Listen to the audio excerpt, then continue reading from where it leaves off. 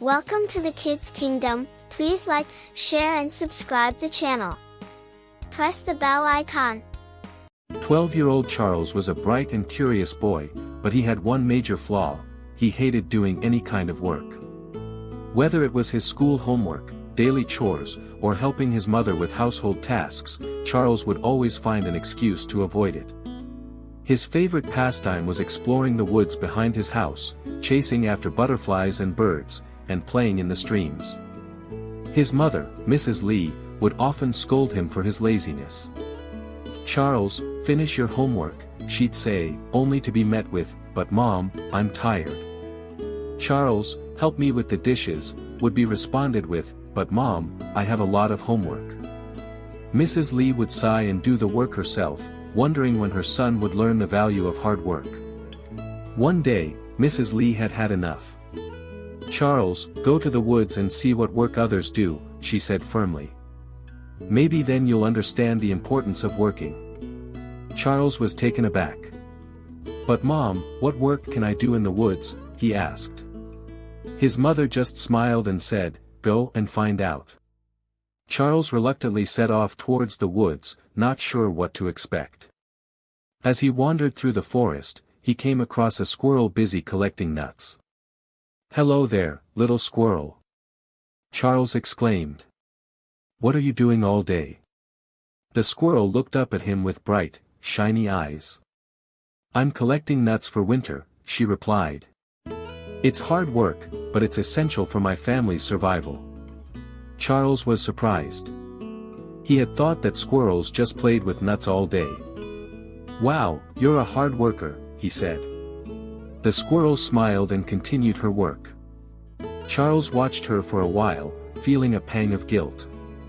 He realized that even animals worked hard to survive. Next, Charles approached an ant who was carrying a crumb several times its own weight. "Hey, little ant. What do you do all day?" The ant looked up at him, panting slightly. "I'm working hard to store food for my colony," it replied. "We ants are known for our industrious nature." Charles was amazed. He had never thought about ants working so hard.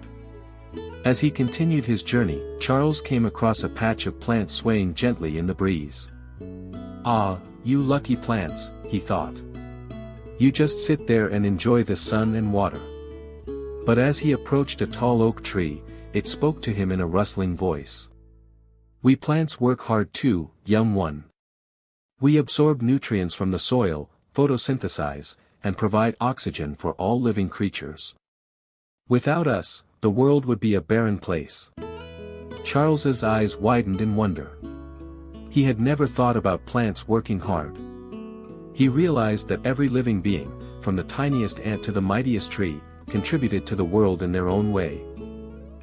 As the sun began to set, Charles made his way back home, his mind buzzing with newfound understanding. He saw his mother in the kitchen, busy preparing dinner. "Mom, I'm sorry," he said, hanging his head in shame. "I realize now that everyone works hard, even animals and plants. I promise to help out more and finish my work without excuses." Mrs. Lee's face lit up with a warm smile. "I'm proud of you, Charles. Let's work together to finish the household chores." Charles nodded enthusiastically and helped his mother with the dishes, swept the floor, and even finished his homework without complaint. From that day on, Charles became a more responsible and hardworking boy. He still enjoyed playing in the woods, but he also understood the value of contributing to his family and community.